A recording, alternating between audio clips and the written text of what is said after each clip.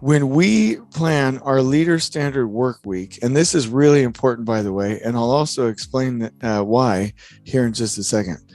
Um, this is really important because this is our standard work for the week. Uh, it's called the Pareto principle or the 80-20 rule. What it says is that if you have 10 things, that 20% of them bring 80% of your return, meaning that 20% of the things you do bring 80% of your success.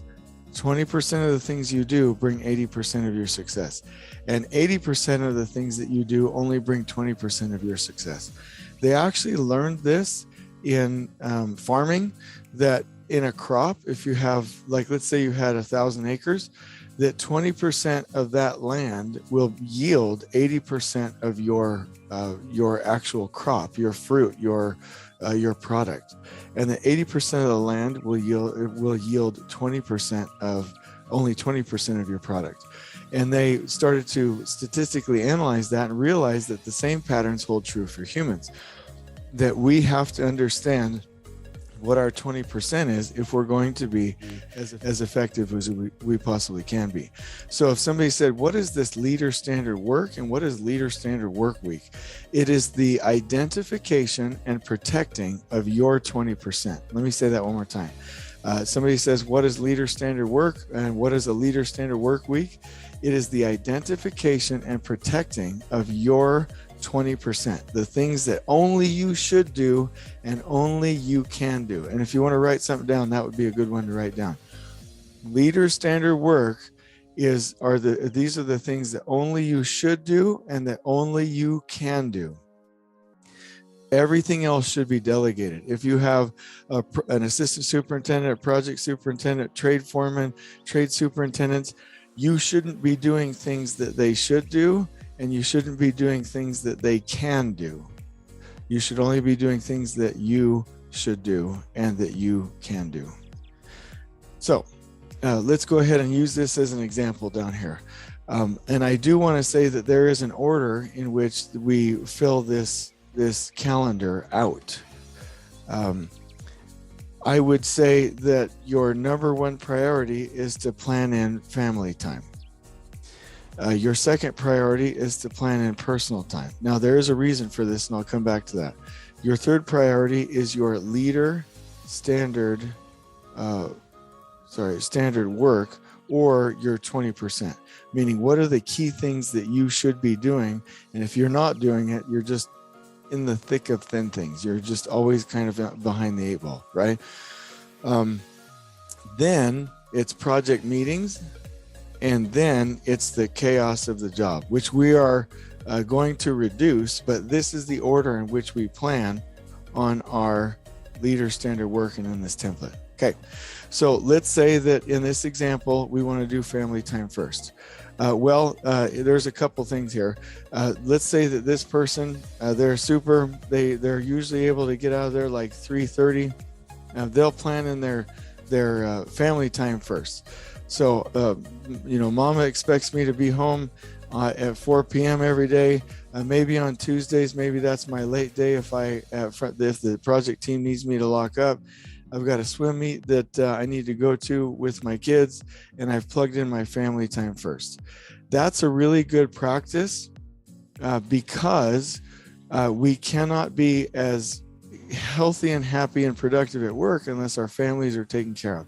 We don't want to be getting divorces and ruining our relationship with our kids and our own personal health at the expense of work.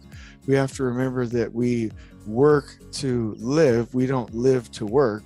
And if we put it in that order, not only will we be better off in life, but we'll also better take care of our employer because we'll be a whole and happy human being. Number 2, personal time. There's doctor's appointments.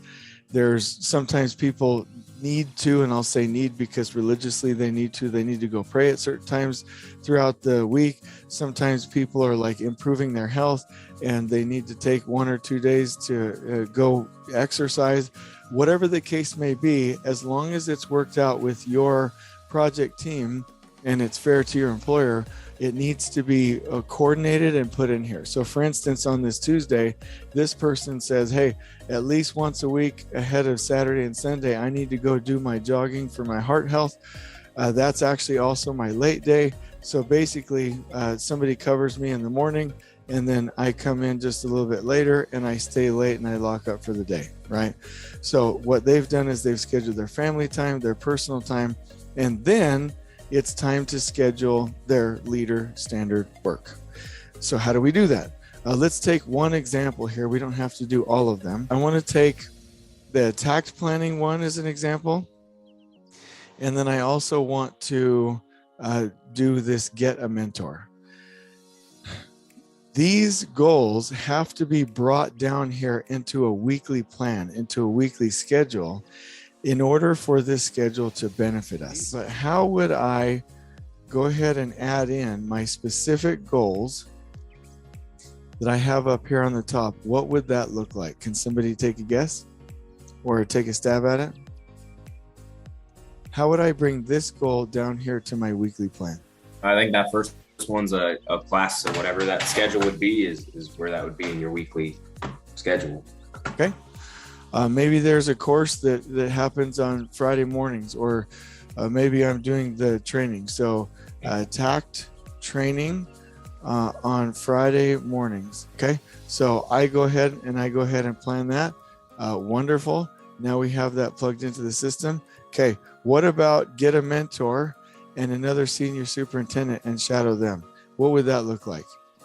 I think that you could do one of two things. You could do kind of like a meeting / lunch and learn once or twice a week, depending on your schedules.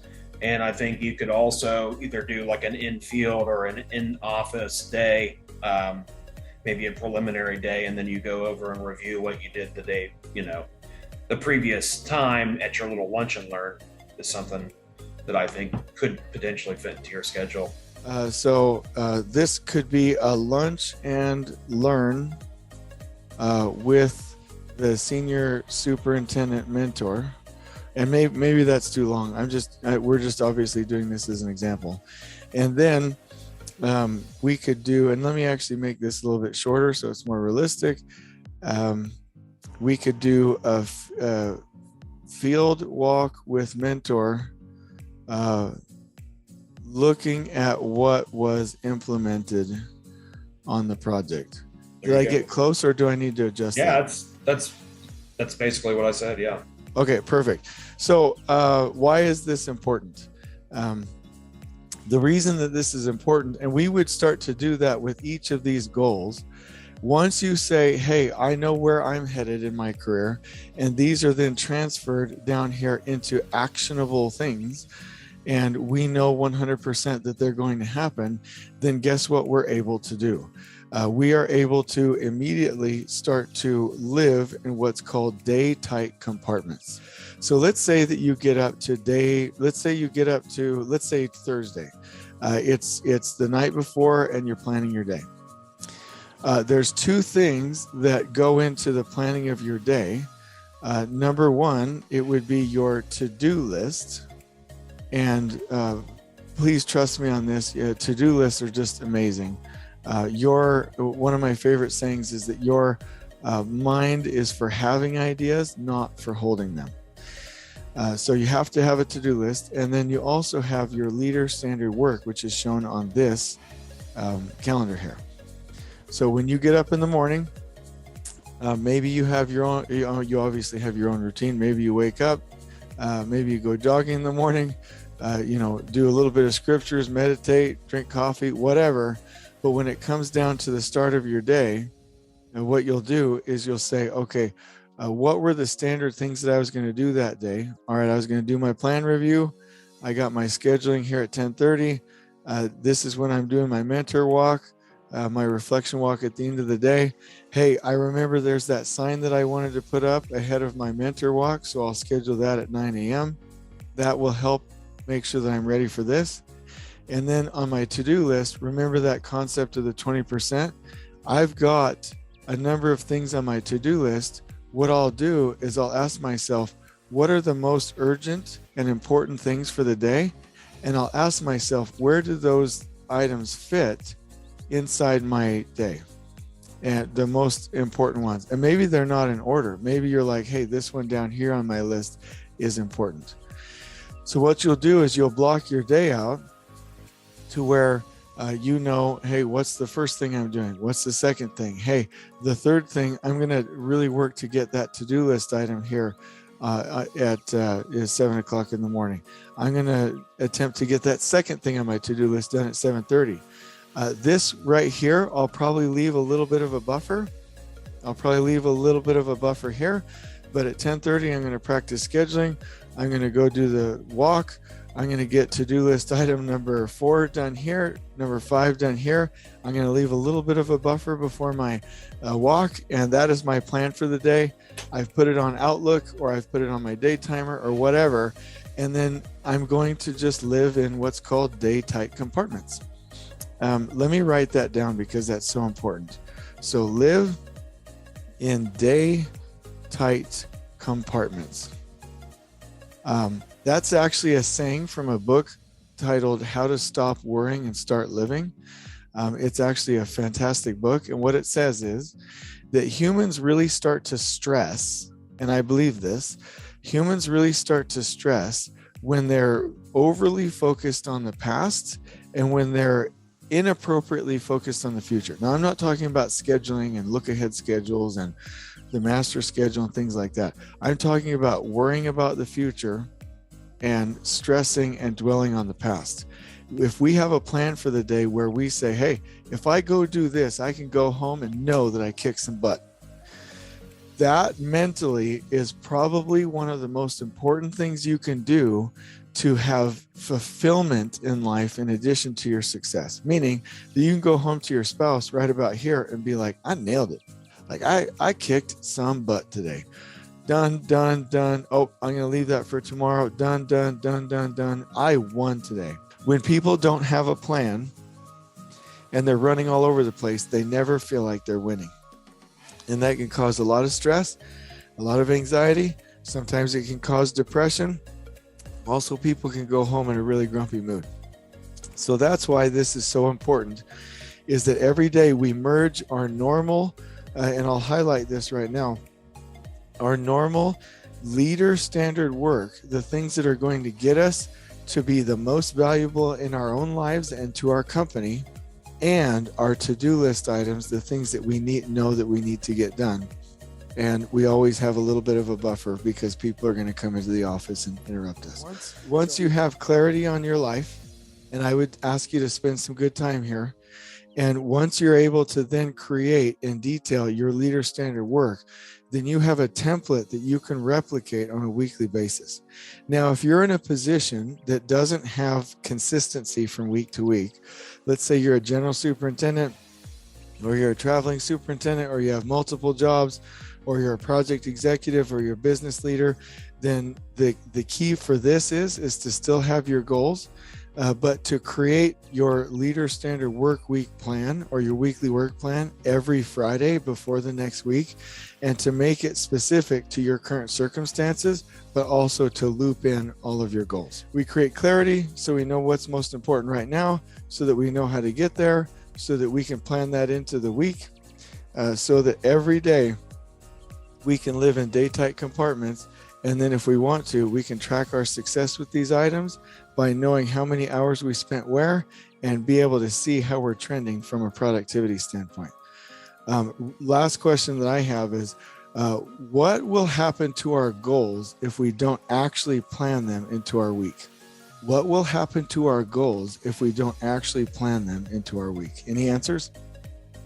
You want to do them 100%. It's just not going to happen. Like it's going to go by the wayside, and you're going to be victim to somebody else's plan. And you're going, so at the end of the year, when you have your career discussion, you'll be like, well, I took care of the job, but I wasn't able to do this, and this. And, oh, I'm not getting that promotion, or I'm not getting that raise, or I'm not getting that opportunity. Well, why not? I took care of the company. Well, yeah, you took care of the company, but you didn't achieve your goals. And so you'll be very sad, or maybe you could be very sad that you're not achieving the things that you set out to do.